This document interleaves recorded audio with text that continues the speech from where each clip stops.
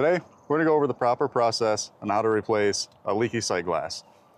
So first off, we're gonna wanna take a rag, clean around the outside edge to ensure that any debris is wiped away so it doesn't contaminate the inside of the crankcase when removing the sight glass.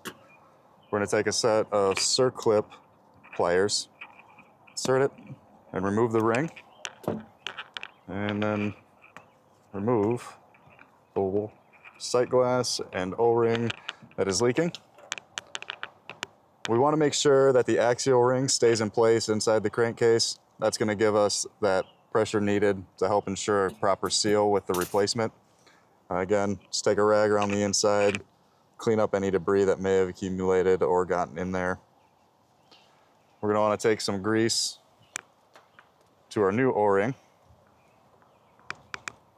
Put a coat around the outside edge. Insert it into the recess on the new sight glass. Have it in place.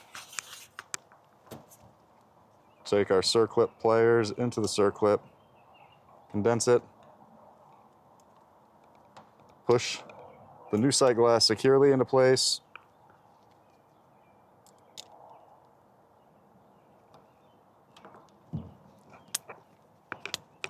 Till the Circlip seats.